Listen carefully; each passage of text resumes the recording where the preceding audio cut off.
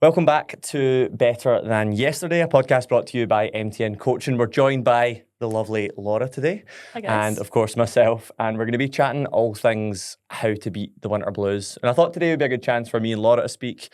She's a female, funnily enough. I'm a male, funnily enough.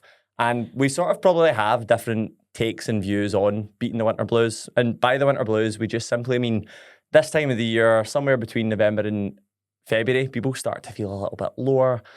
Nights are darker, nights are longer, nights are colder, the weather's not as good, people get a little bit low. So we thought we'd discuss sort of 5 things each that we both feel make a big difference for us, staying in a positive headspace.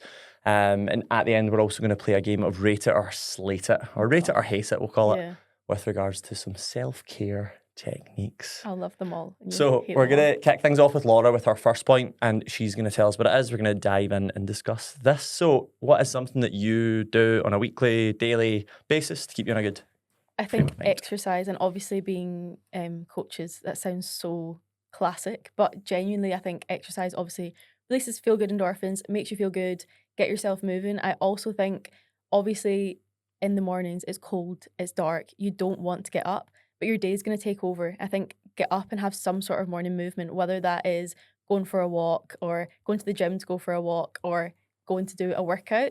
I just think it's so beneficial for your overall mindset, and it sets the tone for your day. Yeah. And it's funny because this was obviously going to be the classic. This is a fitness podcast. We are going to tell you to exercise. Of course, we know it's good for you.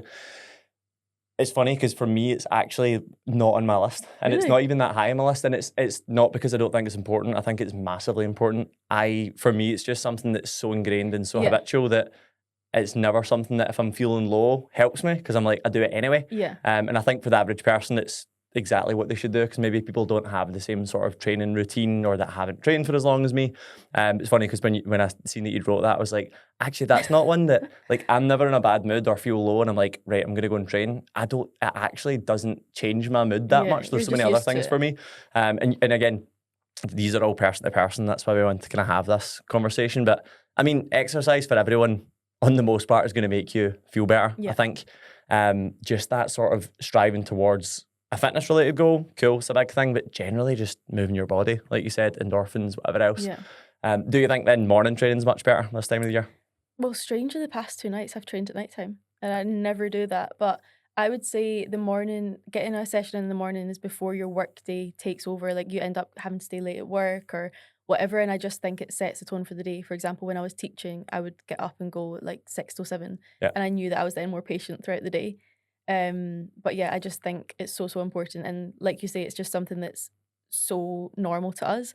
But and people will think, oh, I'll just wait until New Year and then I'll get started. But kickstart those habits now. Even if you just go once, if you go twice, like move your body, or have someone to meet so that you're going there and you have like an appointment, like you and your friend are meeting there, to encourage you to get in. But I just think it's so beneficial. Yeah, I'm with you. And I think morning training for most people, with the weather and how it is right now, I think it's probably harder to get up and get out of bed. But I think, again, when you do that, you've sort of ticked off a big to-do as part of your day as well. And I've never met somebody that trains in the morning that regrets going to the gym in the morning. Like, I think, like you said, it sets you up for just a better day, and things happen during the day. But if you have like a big stressful busy day, or work drags on, or you've got kids that you need to do stuff with at night, or you've got all those kind of not distractions, but you've got those other things in your life, I think that can sometimes take over for sure. So number one, super simple, and you knew we were going to say this, you knew we were going to focus on this, but 100%, like if you want to stay in a positive frame of mind, like I think you need to make exercise like a big part of your life in general. Like I don't think this is something that you do to help you stay in a good mood. I think this is something that you do year round as well. And I'm going to move on with, again, something that you knew I was going to speak about, and it's super obvious, and it is just limiting alcohol intake. Like, I think at any stage in my life, I've never been someone that's eliminated alcohol for a long period of time. If you follow me for any length of time, I've maybe done 3-4 months as a stint at some point, but I am someone that enjoys a drink. I'm someone it's been a part of my life, to be honest, since I was like 13, 14, to be fair, which is really sad. But I'm not here to guilt trip or shame anyone from drinking alcohol, but I do know when I'm feeling low or when I'm feeling less motivated, it certainly doesn't help. And it is funny because it's sometimes a thing that even me as a coach like turns to. Like if I'm stressed, sometimes I have a drink. It's definitely not the right thing to do. Yeah. And if I'm feeling low, I'm like, oh, do you know what? I'll get a bit of a buzz from having a few beers. And it does give you that initial buzz. But I just think like the negatives that come alongside that, if you're already in a little bit of a lower, not darker, but like if you're feeling the sort of like sad seasonal affectiveness disorder, like alcohol just magnifies that and makes it much, much worse. I would agree. I think the thing with the festive period is there's so many social occasions, there's so many nights out, and like I generally don't drink that often, like maybe once a month. So when it comes to like every single weekend you're drinking, that has an impact on your mindset, on your ability to train, your ability to work. Like it really affects your focus, decision making, everything. So again, I'm not saying eliminate alcohol. Like I don't think that that's necessary, but pick and choose the occasions that you want to drink at. That's something that I've said to clients recently, is you don't need to drink at Halloween and then the next weekend because it's your friend's birthday, or in the next weekend because it's someone else's blah blah blah. You're allowed to make that decision that you don't need to drink at every single occasion. Yeah, and I think another big one for alcohol is just how much it fucks up your sleep. Like you get way less REM sleep, which just affects recovery, it affects mood, it affects mindset. So from an actual physiological what's happening inside your body standpoint, like alcohol is not good. Like it's not good for staying in a positive headspace. But more than that, it's then the decisions or the lack of positive decisions that you make. And same goes for anyone that's following this or watching or listening that has either a fat loss or a muscle building goal.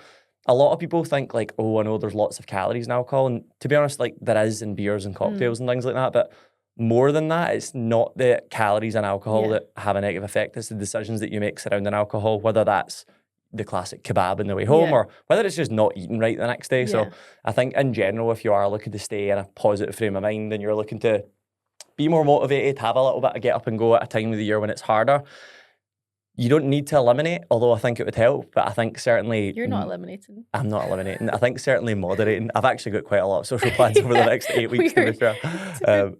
I'm the worst fitness coach ever. I drink all the time. But again, like if I am in a negative headspace, I'm very conscious now, and I didn't used to be, of like, actually I could probably do with skipping this weekend if I'm wanting to stay in a better kind of frame of mind.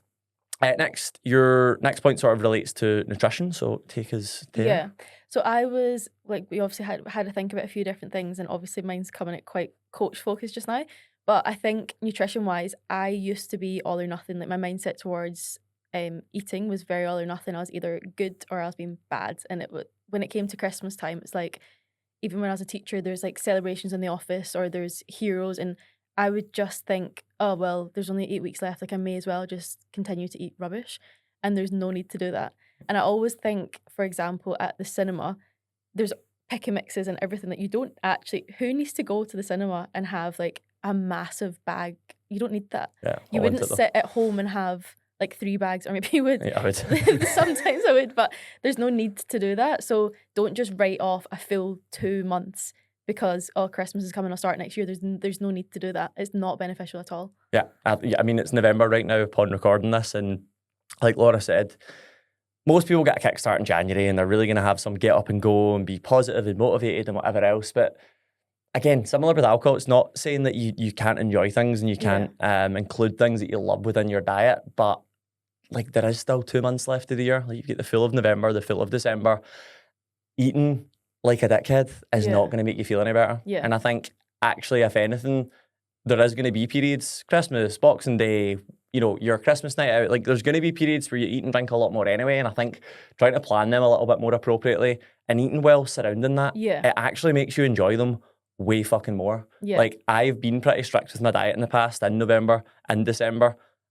And I've also done the opposite, where I've had months where I've went, fuck it, I'll do whatever. And the months where I'm actually like, I don't want to say behaved, but better behaved with my diet, November, December, like I actually enjoy Christmas more. I enjoy the nights out that I am having a little bit more. Mm-hmm. And it's sort of, I think like the big part of this is like moderate as much as possible, so that when you are really going out and you're celebrating something or you're enjoying it, you actually just get way more fucking joy out of it. Yeah, and I think that just comes with a lifestyle approach rather than that sort of binge restrict, which a lot of people are in, and myself included. It used to just be, like I said, on or off. Whereas when you have an approach where you're doing things in a healthy way, you're eating to feel good on the whole, then you don't feel the need to just eat crap the whole time.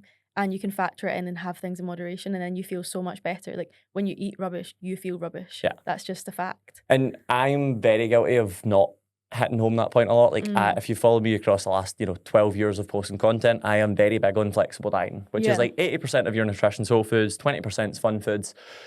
And it sort of gives you balance. It's amazing for fat loss. It's amazing for hitting your goals. Like it's good for sort of body composition related goals. But I also know that, I'll be completely honest, it's probably 60-40 for me. Like it's 60% whole foods, 40% convenience.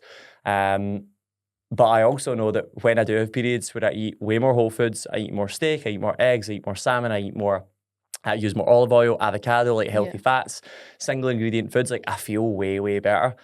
I'm guilty of maybe not sticking to that as much as I want to. And actually, since having our son, me and Kirsty said, like, that's something that we want him to do way more. We had really balanced diets growing up, but equally we had nights where we'd eat like an oven dinner, and it was like chips and a chicken Kiev and whatever else. And he will also have nights like that.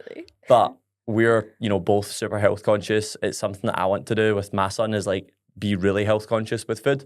But again, so that he can enjoy a McDonald's way more when he does choose to get it, or when he does actually have it. And kind of focusing on things that way. But I really know, like, I know it's a massive difference with food quality. Like if I eat better quality food, my brain functions better. Same. Like even upon filming this today, I was like, right, I want to eat quite well because I know that my brain will fire a little bit better. Maybe it's not done that so far, but maybe my brain. Did you? I had to go to M&S and get poached eggs on toast. I mean, I was in Greg's, but I didn't get anything. So yeah, I just think like your brain functions better when you put better quality food in it. And when we're relating that to beating the winter blues and staying in a positive headspace, then you want to give yourself as many ways as possible so that you can feel as good as possible. And if you look at, what you put in being what you give and get out, then food quality is going to be a massive one on that. Yeah, it's like fuel for a car, fuel for your body. Exactly. Good quality fuel gets good quality output. My next one's going to be a little bit different, and it's related to something that I've done for ever, to be fair, for years. But it's also the thing that if I ever do have periods where I don't do it, I really feel bad. Like I really do not feel good. It's probably one of the things that affects my mentality, my mental health, my productivity more than anything. And it is simply getting up at the same time every day. Yeah. Super simple, super basic. But like if you want to improve your mentality, if you want to improve your level of productivity, your recovery, I'll be completely honest, like your life, I think people need to get up at the same time every day. Yeah. And a lot of people are like, yeah, can I do that? I was like, you do that Monday to Friday. Your weekends look completely different. But your body doesn't respond well to that.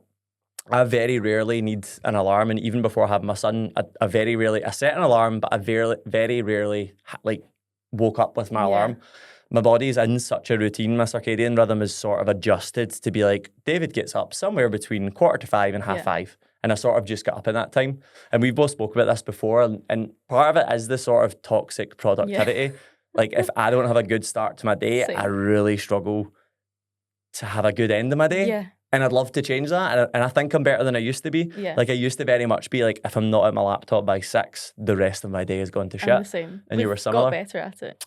And I think I'm better at it, but what I have realised is mine is less relating to like, you must be working at 6 a.m. And it's like, no, try and get like up and be ready-ish for kind of 6, half 6.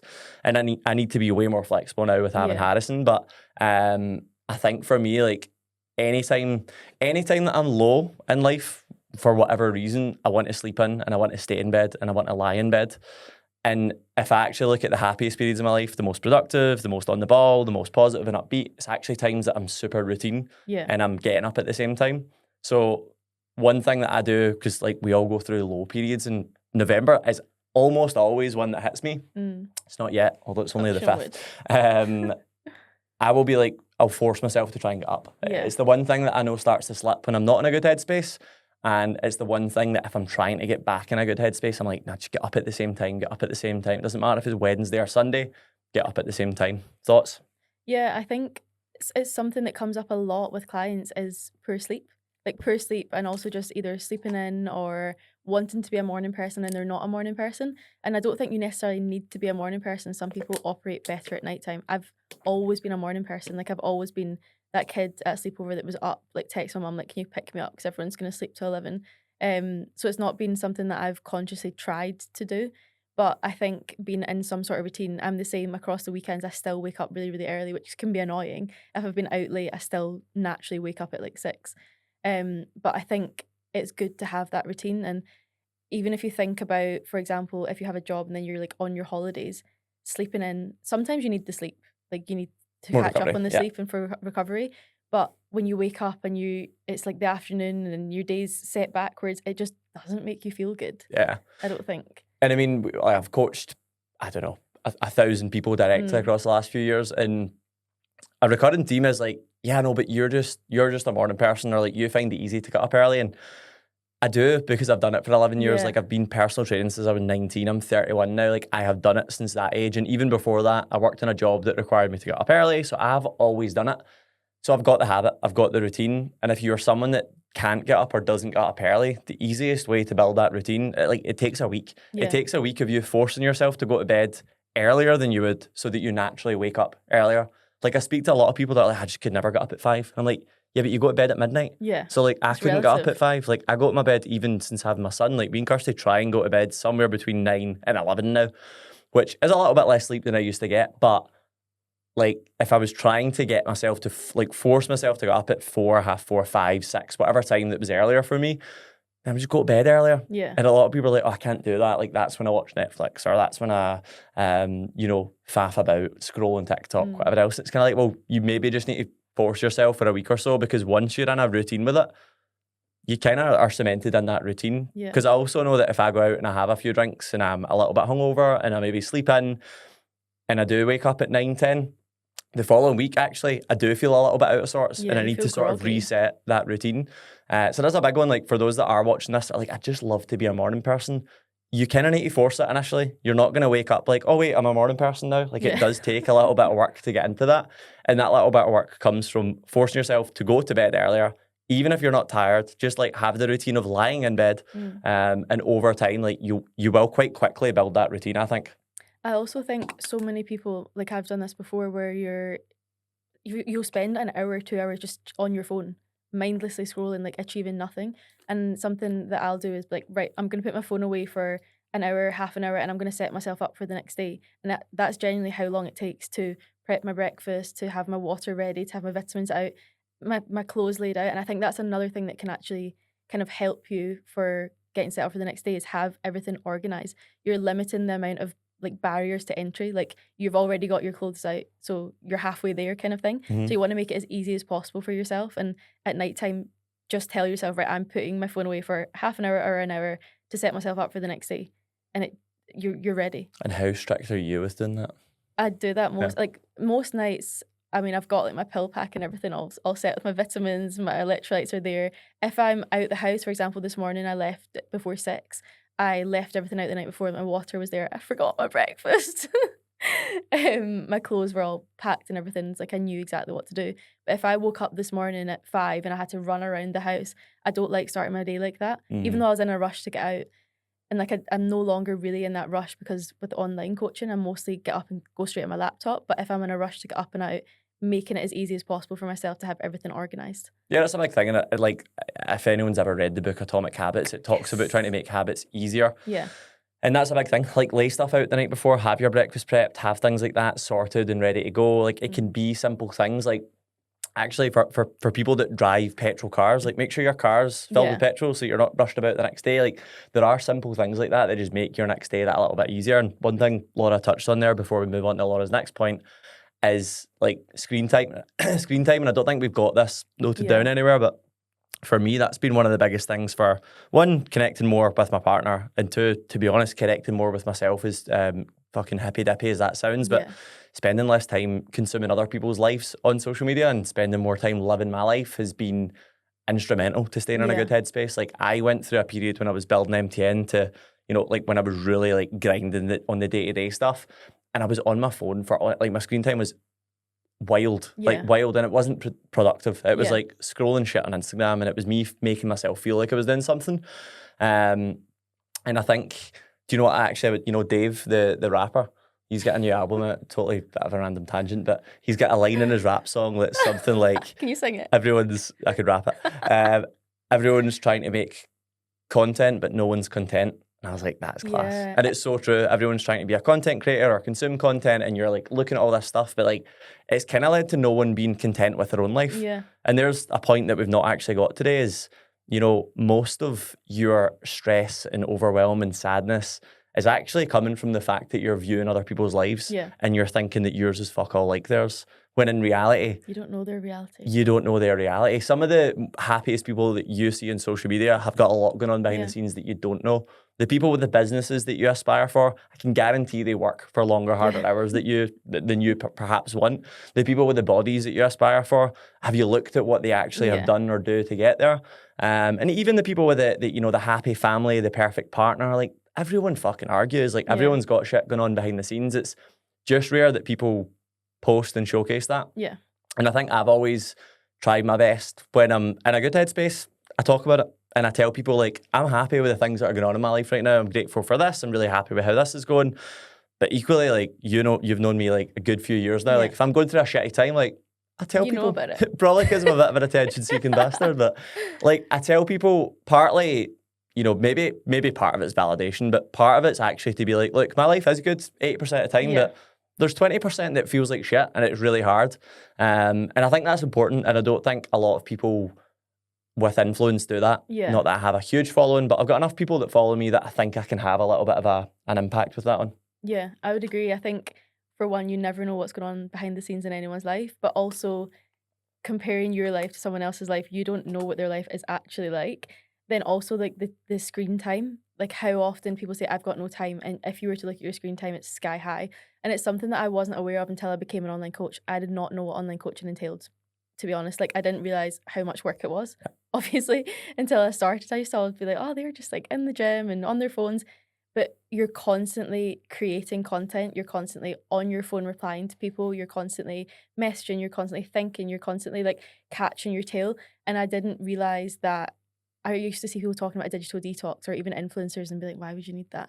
But when you spend so much time, the benefit of actually taking time off your phone, resetting, allows you to then have so much more creativity. And love that. Yeah, it's so important. We, like both of us, absolutely love this career. Like I love online coaching. I love what it can do for people. I love what it can do for coaches and their lifestyle and their life, but I also love what it can do for our clients as well. But fuck me, like it's such a hard, and I hate calling online coaching a hard job because it's not hard compared to being in a coal mine or whatever else. And there's way harder jobs out there. I know that. But from an ability to switch off, from an ability to like disconnect now and then, like I think it's a very hard job because you'll know as well as I do, like anytime you take a trip or whatever else, you do find like retention can drop. And that's like regardless of how good you are, what your reputation's like, what your client relationships are like, sometimes when you take a week or even 2 weeks off, you do come back and clients have been like, oh, do you know what? Like I'm gonna do this myself. So that it kind of makes you go, well, actually, no, I'm not gonna switch off. I'm gonna do these things. So again, I'm not here to cry about how hard online coaching is. It's an amazing job. But there's sort of like things that maybe people don't see from the outside looking in. And I'm sure there's some online coaches listening to this that can sort of resonate with that. But it's a very hard job to like truly switch off from. And I'm also sure there's plenty of other jobs. Oh yeah. Like I think anything, I guess, self-employment in general. Yeah. It's hard to switch off. Especially service-based. Like sometimes I'm like, I wish I just sold like, I don't know, t-shirts or something. That was it. Actually, technically we do sell t-shirts. No, I'm joking. But yeah, sometimes I'm like, that would be easier. Like a service-based business, you are the business as well. So I think you need to be very sort of front-facing, client-facing. When you're posting on Instagram, it's like, well, no, sometimes it's work, sometimes it's not work. So it's kind of a hard one. Right, let's move on. Your next one is self-care, which isn't necessarily on my list, but maybe it is if you convince me. What is self-care? Tell me all about it. So the first thing that I wrote down was actually fake tan. I just think, you know, everyone's talking about the winter uglies. We need fake tan. The winter uglies. We need fake tan Thursdays. I'm going to be fake tanning tonight because we have our photos tomorrow. Yes. But honestly, I fake tan every single week. And I just think a week without that is a week wasted. Do you always, like every week? Yeah. That's some effort. I know it is, but this is something my friend Sarah used to say to me. Like I was going through it at uni at one point and I would be putting on clothes and she would be like, what are you wearing? It takes the same amount of effort to put a nice outfit on where you feel really, really good than putting on like joggies and just feeling like crap. Not there's anything wrong with joggies, I just don't really wear them. Yeah. But like, you know, when you just don't take pride in your appearance, you don't make an effort, you don't feel good. Whereas if you make yourself get up, shower, put makeup on, I've got a cheek to say that considering I did mine in the car. That looks great. But yeah, I think just like taking pride in yourself and telling yourself, right, I'm going to wear this like new outfit. I'm going to do my hair. I'm going to do my makeup. I'm going to put fake tan on so you feel good. It makes such a difference to your mindset. Well, I suppose when you look at depressed people typically stop taking care of themselves. They stop taking care of their appearance. And as much as this podcast isn't about how to get over depression, it's kind of, you know, general winter sadness and things like that. There's going to be a crossover. Like the same things that make you feel happier are going to be a lot of the things that help with things like depression. And I think taking care of your appearance is like true. And you're obviously talking about fake tan, but like, I actually know that when I shave my head and like trim my beard a little bit, I'm like, okay, I feel a little bit better today. If I wear a nicer aftershave, I'm like, okay, I feel a little bit better today. So yeah, I think that's a big one, because I think, again, this time of the year, it's easy enough to like cover up. Everything's baggy. And I mean, some people love wearing baggy clothes, but like, everything's baggy. Like, you know, everything's kind of hanging off you. You're just like, I just care about being warm. I don't care about how I look. But I think like taking pride in your appearance in any way, shape or form, whether that's going to the gym and changing how your physical body looks, or if you're a baldy bastard like me, giving yourself a fresh shave, or if you're a fake tan queen like Laura. So what is your self-care routine? Is it generally just fake tan? Well, for one, I have a cheek. I'm a bit of a hypocrite because I'm getting my hair done tomorrow, so I'm on this with my nice roots. But yeah, no, fake tan every week just because it makes me feel good. When I put on an outfit and I'm more tanned, I feel better. Doing my hair, obviously my hair is naturally very curly, and it's a hit or miss. Have you done that today? Well, no, like look at it. I did my hair last night in a rush. Anyway, so yeah, every week I'll like to do my hair at least once where I'll actually style it, and then other times I'll leave it natural so that I take the care. Tell the gals watching, what's your hair care routine? It always pops off, does it not? Honestly, people ask me so much about my curly hair that I don't know. Curls are so confusing. There's no rule book for curls. This could actually be a podcast in itself. No one. I'll not be in that. No one knows what's the curly hair routine. Like, you're supposed to not shampoo it every time you wash your hair. So sometimes I just wash it with just conditioner, and then other days I'll leave it natural and I'll just put water through it and I'll put a little bit more conditioner. But scrunching is key. You're not gonna relate to this at all. No. I actually used to have curly hair when I had hair. Really? Yeah, like flicks. Oh. Yeah, it's pretty cute. Yeah. So yeah, no, just do your hair, put makeup on.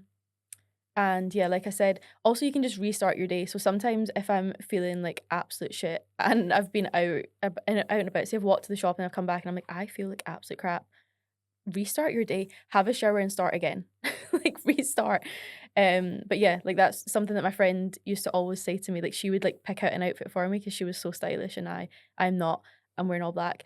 But she would always say it takes the same amount of effort, and she always is just put together and looks so good. Like she just looks apart. I like that, and it's actually quite similar with food for clients, because it's like, you know, a lot of clients are like, oh, I'm just gonna grab a Greg's or a McDonald's sandwich or whatever else for breakfast, and it's like, you could do that, but it takes pretty much the same effort to do, you know, a protein shake that you made the night before and a banana. Like, do you know what I mean? Like, it's the same effort. Yeah, there's the same amount of effort, really. Like, there's a way to make it better. Like, say instead of going to Greg's, you go to like the Morrisons and you pick up microwave rice and cooked chicken. Yeah. That's going to make you feel so much better than the Greg's. Love it. Like, it's... Same with your outfits. Yeah, good. Same with outfits. Okay, my next point is actually going to be, you mentioned exercise at the start. Mine is going to be kind of exercise, but like an activity with friends. And this is a new one for me because I've recently started playing paddle. Have to get on the podcast. If you follow me, you'll know my paddle escapades. But paddle is the single greatest sport ever created. It's a combination of, it's fucking amazing, I love it. It's a combination of like tennis and squash. So it's like tennis-sized court, roughly, and there's walls that you can hit the ball off. So it's super easy for anyone to play unless you are Laura, Amy, Rosie. I would say I was quite good. You were all absolutely terrible. In fact, Alan was terrible. Peter was god awful, and Peter's so athletic. So I was like, how's he? Who was good then? Just you? No, Jay. Jay was good. Okay. Lewis would have been good. I can tell. Lewis is a sporty guy. Alex would have sucked also, but he wasn't there. Yeah. Alex, for someone that looks the way he does, is the most uncoordinated and unathletic person I've ever met. I'm like, how can you look like this? But he like can't throw a ball. He can't kick it. He's hilarious. He's just a weight training guy. Yeah, exactly. He's just a weightlifter, a bodybuilder. But for me, sport with friends, or actually one thing that I speak about a lot is running and how much I really don't enjoy it. But what I actually do love is running with people and catching up with people and using it less of a fitness thing and more of a social thing. And I remember I think it was last year, just had a period, kind of 6-week period. I get one per year, but I just feel a little bit lower. The team know about it, Kirsty knows about it, the world knows about it. I tell everyone. And the thing that actually started making me feel better was actually going to meet some of my pals and training with them. And it wasn't the active training. I know it wasn't the active training because I was training myself anyway. Like that wasn't something that left my life. It was training with other people that left my life. And when I brought that back in, I was like, right, this is the thing that's making me feel much better on a weekly basis. And I've been playing paddle for like 4 months or something now. And there's a group of like 8 of us that go. And it swaps out every week and it's different guys. And the funny thing is, Kirsty's like, so like, do you all like chat and stuff when you go? And we're like, no, we actually don't speak to each other at all. There's like 5 minutes, because we all show up bang on when it starts. We show up, we say hello, we play paddle, and then we speak to each other on the walk back to the car. Yeah. So it's not like it is a social thing, but it's not like a conversational thing. Mm-hmm. It's us just like playing paddle. Yeah. And I think cool part of that's movement, part of that's like connection and like socializing. Part of it's also, there's been a lot of studies about mental health and staying in a good frame of mind being linked to playing games that don't have high stakes. So like competing in something that it doesn't really matter if you win or lose. It feels good when you win. Doesn't feel great when you lose, but it doesn't ruin your day. Yeah. And that's exactly what that's like. For me, like playing paddle, I'm like, I get buzzing when I win. But when I'm shit and I lose, I kind of leave and Kirsty's like, how was it? And I'm like, oh, it was a bit crap today. I wasn't very good. But it also is just like, but next week will be better. Yeah. So I know for me, like this has been a massive thing. And I think for guys as well, and this might be the same for women, but I know a lot of guys still play fives, even though they get injured and they're like always having like issues, still play football. Golf is massive for males, females as well, but like certainly more popular amongst guys. And I actually think it's less about the paddle, less about the football, less about swinging a golf ball and way more about actually just getting together with a group of guys, specifically for me, and having a bit of banter and a bit of chit chat. Yeah. Thoughts? Yeah, there's so much. I can't remember which book or audiobook or whatever, and it's about the importance of social connections. I can't remember where this is from, but it was basically talking about all the things that are good for your mindset and meeting up with people. Like I know in the past when I was like in a really bad headspace, knowing that I had a meeting with someone, I was going to get to chat, and it's like a change of mind. Like you get to chat about different things, and it diverts your attention if you're dealing with something. But also playing a sport. I don't really play sports, to be honest. Like in school, I did hockey for a bit, but I don't play any competitive sports. I just go to the gym myself, and I just go in, get the workout done. But I have been meeting up with some friends or also some clients and done sessions with them, and you feel so good for it. Mm-hmm. It doesn't always need to be the session that you're pushing your absolute limits, but it does just leave you feeling good. Remember this time last year, we did a session and then I did one with Kirsty because I was just like not great. And I like lifted like 100 kilos and you just feel so good after it. Yeah, I think there's the semi-competition element, there's the social element. If you look at like the rise of like run clubs, like it's, for me, like run clubs, high rocks training, high rocks classes, like it's way less about the fitness and it's way more about the social connection. And I think that's sometimes, if we look at like online coaching, it's where we miss a trick a little bit. And it's why the 12-week peak's so popular, because we sort of combine all of the good things about online coaching, plus there's some sort of community element, and we do sports days and we do beach games and we do all this stuff. So I think like that's definitely something for me, whether it's a sport or like, to be honest, like I said, avoid alcohol or limit alcohol. Like going for a few pints with my mates is one of the best things for my mental health.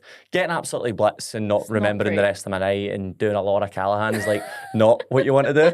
But like I think having a few pints and going out and having a laugh, and to be honest, for guys, like slagging each other off, like that's like our love language.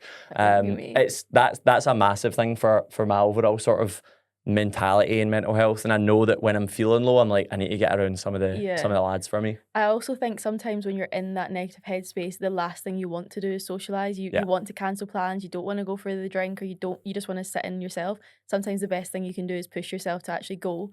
And for us or other people as well, sometimes you think, I'm just going to stay and finish this work. It's like, that can wait. Sometimes the most important thing you can do is spend time with friends and switch off. And it's forcing yourself, like that might feel like the hard thing. Like going out, your pals might be like, I don't want to do that. Like I'm going to be the negative Nancy and I'm going to bring them down. But I think if you've got a good group of mates, like they'll bring you up rather than you bringing them down. Like they should sort of bring you up. Now your next one is a little bit more hippy dippy maybe. It just says mindset, so it's a bit vague actually. Mindset. So I've put journal, meditation. I was going to say medication. Journal, meditation, and education. So first of all, journaling. Now, I only started journaling again this year, like literally last month. Like I've not been doing it a long time, but I did start journaling almost 10 years ago, and I consistently did it every single year for like, I think it's maybe since like 2017 or something. And at the time I was going to counselling, and she'd recommended I started journaling, and I thought everything that she spoke about was just hippy dippy. I was like, why would I meditate? Like, why would I write things down? What dear diary? But it's not about that. And I have actually had a few clients message me recently and say, what do you write? And like when you put pen to paper, like what do you actually write about? And the things that I tend to focus on are thinking of one thing that I'm grateful for. And that can be the smallest thing. Like, for example, today it's pouring of rain. I'm so lucky that I've got a car and I need to wait for a bus to get here. Like it can be anything. So write down something I'm grateful for, something that I'm going to do that day, or something that I'm happy about the day before, or something that I'm looking forward to. So do you have a structure? Is that a journal? No, Just I your don't own? actually have a structure. I just always think of something that makes me happy. So I'll maybe write like, oh, I'm so grateful this morning that this is my job and that I'm not rushing to the office today. Something like, it can be anything. And And do you think that like writing that and thinking about that like physically changes your sort of state of mind?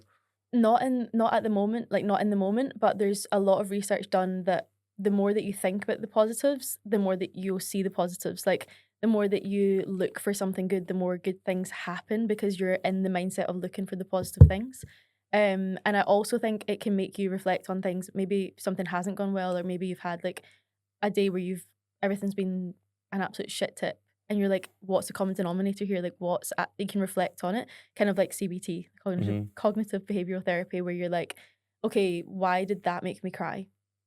Maybe it's to do with my cycle, or maybe it's because blah blah blah blah blah, and then you can reflect on that, and then it just gives you more awareness, I think. Yeah, I love it. I've never journaled. Like, I've never done the whole. One of my good friends, Chris, journals every single Oh, day. I does think he? he's got like textbooks worth of journaling. Yeah. Done it for years. Loves it. He's also a writer, so like it helps. Yeah. But one thing that I did used to do, and it came from a book called Psycho-Cybernetics, which I'm big on, would recommend everyone reads it, was it was basically talking about setting goals, but setting them in the tense that you'd already achieved them. So rather than Yeah. writing like, I am going to be a millionaire, for example, I am a millionaire. it would be Kidding. more like I am. And again, when I first read it, I was like, yeah, this is gonna work. And that was probably 2017, because it was the year before I moved to Dubai, because I spent most of my year in Dubai doing this, and I would get up every day and I have a notebook, and I've got 3 of the notebooks still, and I would write down I am, and then I'd write the thing that I'd want to achieve. And 6 months in, I'd not achieved any of those things. Yeah. A year in, 1 or 2 of them started to look a little bit more likely. 18 months in, actually, I think I've achieved lots of these. 2.5, 3 years in, like, if I go back and find them, and maybe I can do it and we can clip a little bit. I can do it as well. I did achieve them all. Like, your brain's got something called your reticular activating system. I think that's what it's called. And it's to do with your brain wants to solve the problems that you're giving it to, that you're given to it, and it wants to actually find solutions for things that you want as well. Like, your brain's actively looking for these things, but you need to sort of present it with those goals first. Like, you need to put the goal in so that your brain can start trying to find the inputs that's going to get you the output. Yeah. So for me, like, I actually remember writing I am driving an Audi A5. Like, it was a really specific car at the time, all the way down to where I wanted to live, how much money I wanted to earn on a monthly basis. At the time, actually, the person that I wanted to be with, like, all of these things, the friendships that I wanted to have, the time that I wanted to spend on the business, the social life that I wanted to have.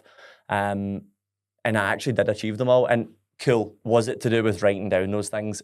Maybe not exclusively, but was it to do with constantly feeding my brain the goals that I wanted to achieve?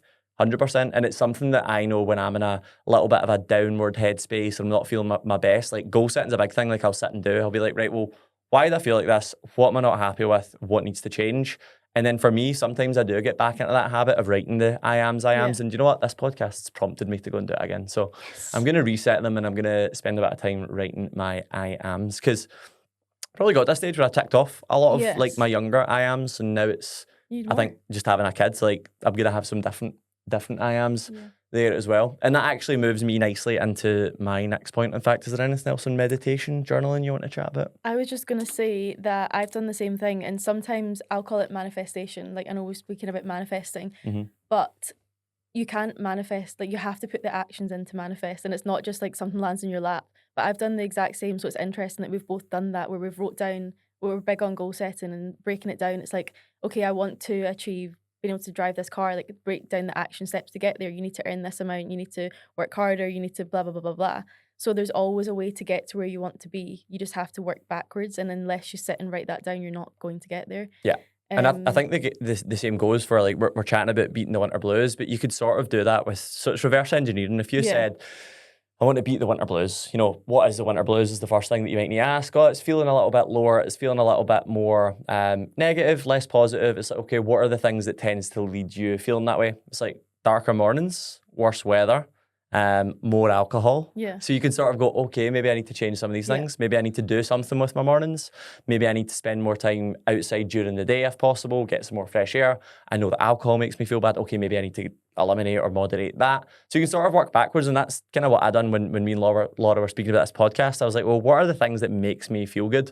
And, like, you know, we've discussed some of them: meeting up with friends, exercise, journaling, moderating alcohol, eating better quality food. So, like, those are the things, and regardless of what your goals are in life or business or fitness or health, like, start with a goal and, like, you can work backwards. I think a lot of people get overwhelmed by business goals, physique goals, relationship goals. Like, you know, I want to be with this person. How do I become, you know, how do I get this person? It's like, well, even with that question, it's sort of like, well, what kind of guy or girl would they want? David's asked what are me the this things question before? who are you wanting to be with? Who is it? And you work backwards. Like reverse engineering is a really strong, powerful thing to do for goal setting, which, again, like I said, leads me on to one of my last points for staying in a positive headspace, and it's actually just working towards something. I am my happiness. And do you know what? I actually remember the first ever podcast I went on was Colin Campbell's back in 2000 and, oh God, like 16, like really? 9 years you ago. Had it that long? Yeah, something like that. It was super early on in my personal training career, and I remember I read it in a book once, but I remember saying progress equals happiness, and, like, I coined it as if it was, I think it was Tony Robbins. I coined it as if it was my own, but ever since that, like, I am my happiest when I am either, in fact, it's not even when I've achieved something, it's quite literally working towards something. I'm actually happiest building the 12-week peak than I am when it launches and everyone signs up. Everyone's like, oh, it must be amazing when everyone signs up. I'm like, yeah, that's cool, but actually I'm happiest when I'm building it, because I'm working towards something. That is that, and that is obviously cheesy as hell, but it's the journey, not the destination. We can use that as a trailer for this. But for me, like, having something to work towards, and again, if I think being 32 and having, you know, 10 years worth of actual semi-adult life experience, I'll look at the times that I was the saddest, out with a few of them. Almost all of them were actually post achieving a big goal and not having set something new. Gold medal, was it depression?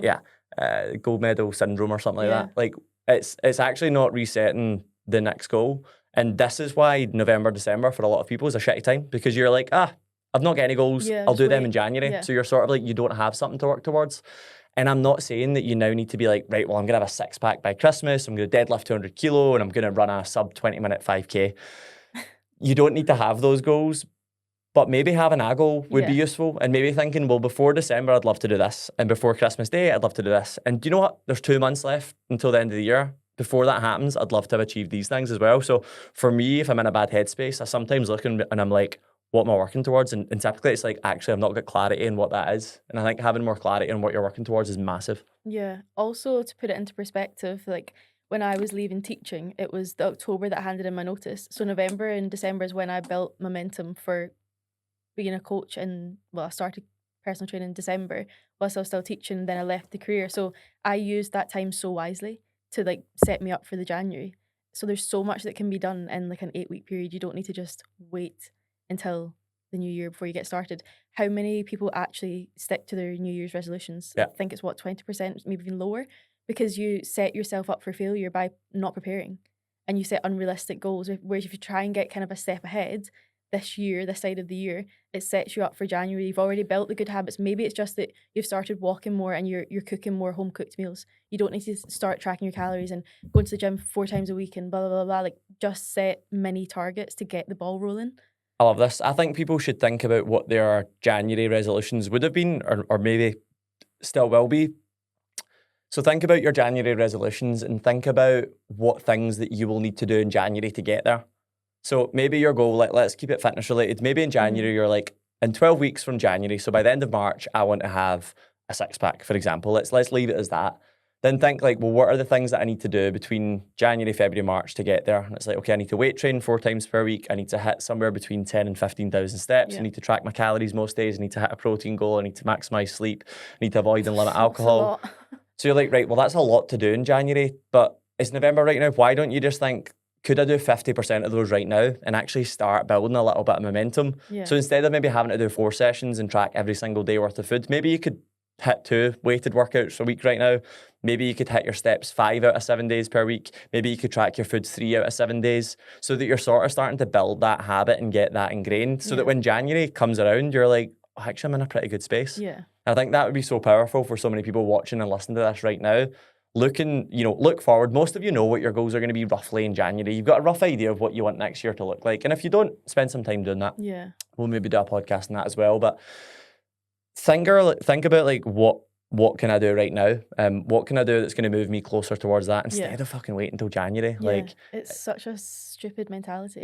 And we've all had it. Me and Laura have both had it at various stages. And I think when you read a little bit more personal development, when you surround yourself with like-minded people, like it is a little bit easier to start in November. Like, I'll be honest, like if somebody comes to me with a fat loss goal in December, I am that. Even me as a coach is sometimes like, how much can you commit? Like, really, it's December. And some people are like, don't care about Christmas, don't have any pals, I'm just going to lock in. It's like, great. But I think for most people, thinking about that kind of realistic stage as well. Right, let's take us home with your last point, which is sort of in the same theme of what we're speaking about there. I just had to check what it was. So having something to look forward to. And again, that doesn't need to be, it can be like a trip. Maybe it's next year you're going on holiday somewhere or something. But even just having small things to look forward to, like a coffee with friends, socializing, going to see a new movie, or just going to do like a thermal spa or something like that. I think just having something that you know is coming up to look forward to, because it can feel really, I mean, I've spent so much of this year in the sun. Coming back to the rain is depressing. Like, it is depressing. But also, we live in this country and we've chosen to live in this country. So it's a matter of fact that there is going to be rain and it's going to be dark. And if you just say that you're not doing anything because it's dark and rainy, that's 4 or 5 months of the year. So yeah, have something to look forward to, even if it's something small, like going for a coffee with a friend, I think. Love it. And I actually think doing that, but also tying it a little bit to my point, which is work towards something. So like, set a goal and work towards it. And I'll be honest, I like to use things like that as a reward. And people might be like, you're not a dog. But I'm like, no, actually that works for me. Like, actually, like that. Like set myself like a hard business or physical goal and thinking, when I get there, I'm going to celebrate with X, Y, and Z. That works really well for me. I think having that end goal from an achievement standpoint, but also end goal from a celebration standpoint is massive. And we even spoke last year in January's quarterly conference with MTN. I was like, guys, you've all got big goals. Why don't you set yourself like a material item goal as well? And you're only going to have or buy or get that material item or trip or event when you hit these other ones. And I can't remember if we all actually stuck to them. I remember Lewis has definitely bought his material item goals. But I think it would be cool to do that in January and be like, here's our 2026 goals. Every time we hit them, here's something along the way that we're going to buy or do or we're going to celebrate with. So, no, I really like that. I think it ties in perfectly to working towards something as well. My last point kind of relates back to your point on self-care. Your point on self-care was presenting yourself. So sort of look good, feel good, do good. You know, if you look good, you're going to feel a little bit better. If you feel a little better, you're going to have a better quality of life and whatever else. Mine's is in that theme, and it's actually like having a clean working environment or house, car, whatever else. There's another thing that I will always do if I'm trying to get out a little bit of a funk. I'll get my car cleaned. I'll ask Kirsty to clean the house for me. You're getting fired. I'll get my cleaner. But actually, like, you do start to take care of things less if you're feeling like you're in a bit of a funk. You collect more shit in your car. You don't tidy the kitchen after you've cooked. You leave your bed unmade, like things like that. So for me, having a really clean, tidy workspace, like on a Sunday, I've got a wee coffee. I've got a coffee machine outside in my wee out the house thing.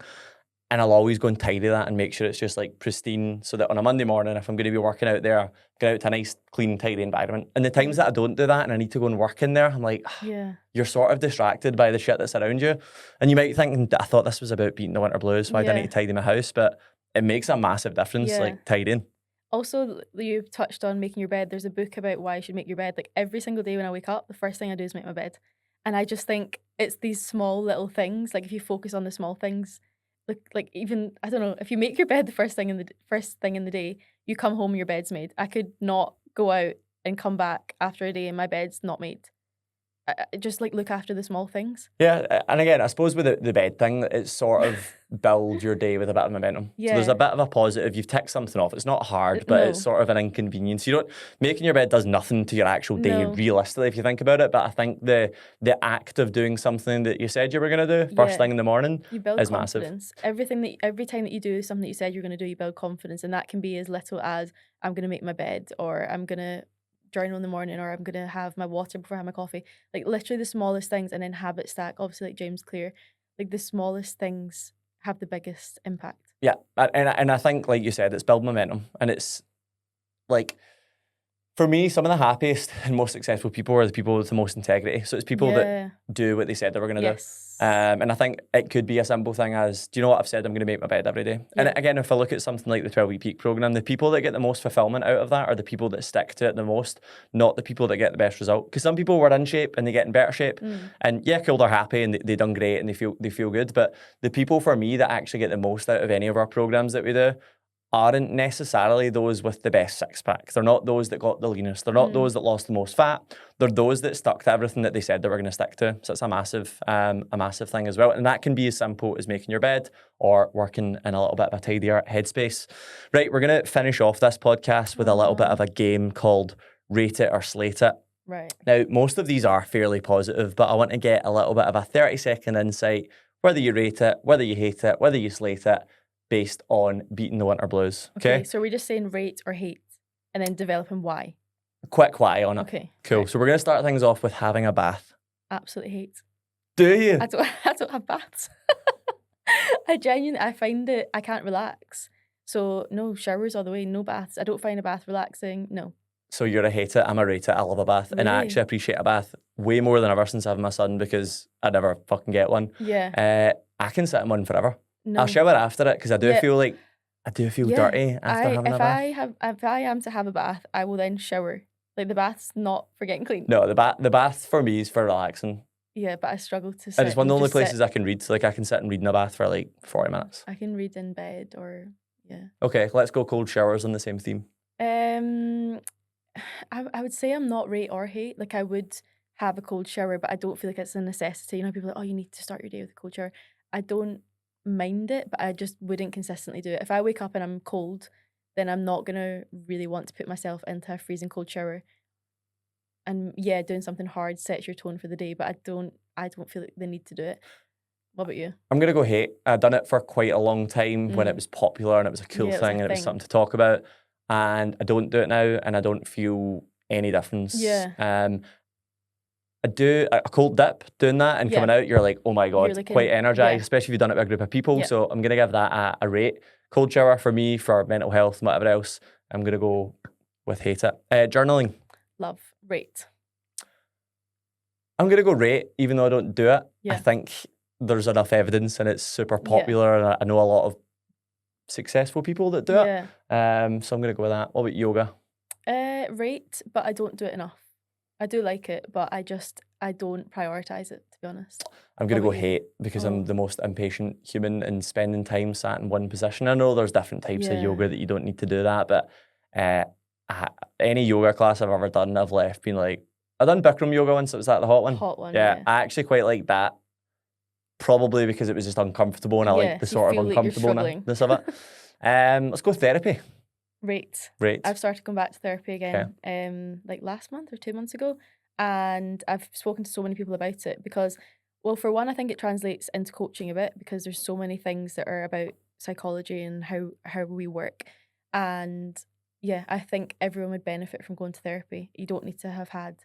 It doesn't need to be that something awful has happened. Sometimes, even if you're in a positive mindset, you can still go. I about don't you? want to rate it because I Not being don't happy? hate it and I don't rate it. I've never experienced it. Yeah. I would hazard a guess it is very useful. Yes. And I think actually have you ever watched the series Billions? No. No, it's about like hedge fund managers, and one of them has this like performance coach who's essentially a bit of a therapist, and I'm like, I would love her in my life, but like general therapy for me, like I've never used it. I wouldn't have said I've never had the need for it because I actually think most people would benefit from it in some way, shape, or form. But I don't feel I can rate it or hate it because I've never used it. There's also so many different types of therapy as well. Like there's talking therapy or there's like CBT, which is more practical. So, and also it might take you a while to find the right therapist as well. Like the first person you go to might not resonate. There's a website called Counselling Directory because sometimes people ask like, how do you find someone? So there's a website and then you can just find counsellors in your area that specialise in whatever you're currently dealing with. And again, it's not something that you need to go to all the time. Like I'll like dip in it and out of it if I need it. Nice. Let's move on to spending time alone. Right. I really have noticed that I need time alone to recharge. So for example, when I'm in Portugal and I'm just like doing my work and then I'm like, whoa, I can just sit and chill. And I don't know why. I definitely really noticed that I need time alone to recharge my batteries. Love being with my friends as well, but I do need time to just recharge myself. Yeah, I'm the same. I think if like one of my favourite things is when everyone's busy. Yeah. And it's definitely harder since having a son to have any time alone. I can't imagine. No. But I look forward to the next time I get some alone time for sure. Happening. No, it's not. I've got no plans to spend any time alone. Spending time with friends, right or hate? Right. Yeah, right. Yeah. Let's go with buying yourself something. So like shopping spree. Right, I did this yesterday. Again, I think just having something new is exciting. You don't need to spend a fortune. It can be something small or like a new outfit or something like that. But yeah, treat yourself. Yeah, I'm gonna go hate. It doesn't like it very rarely fills me with anything. What about like a new gym outfit you're excited to wear? So like if I was looking at it from like a breaking the winter blues side of things, I'm like, doesn't really. I literally just bought new trainers. I love them. Look brand new. So did that not make you happy? I mean, I did just say that I love them, but I don't think it would change my headspace in any way, shape, or form. That would give me a little dopamine hit. So I'm going to go with that. Digital detox. Yeah, right. And again, I think now more than ever, I've noticed that I need that. Right. I don't do it. I should do it. Meditation. Right. I meditate. I use Headspace. I think I've meditated for like over 3,000 minutes. Have you? Yeah, I used to do it every night. Like there's been periods of time that I've done it daily. But I haven't been doing it more recently, so I've just been doing it every other day. But I really noticed the benefits of it. Like it's so beneficial. Again, there's so much science and research behind it, and it's something that I used to think was hippy dippy as well. Love it. Love it. I think we've rated most of these pretty positively, but there's some ideas for getting yourself into a more positive headspace. So we're going to round things up there. We'd love to hear from you if you've got things that keep you in a more positive headspace, if there's things that we've not covered, if there's any sort of ideas, anything like that. Pop them in the comments, message us, let us know what you do for self-care, for just beating the winter blues. I think it is a time that people struggle that a little bit more. I certainly did in the past. I feel pretty good right now, so maybe it'll hit me at some point. There's another few months of the winter left. But yeah, if there's anything else you'd like us to cover, we're going to have these podcasts back on a weekly basis. So lots of these from myself and all of the team. So if you get any ideas, anything that you'd like us to cover in these podcasts, please let us know. Make sure you like, follow, subscribe. Do all that positive stuff that you're meant to do with social media. And we will see you in the next episode. Yeah. Thanks. Well done. High five.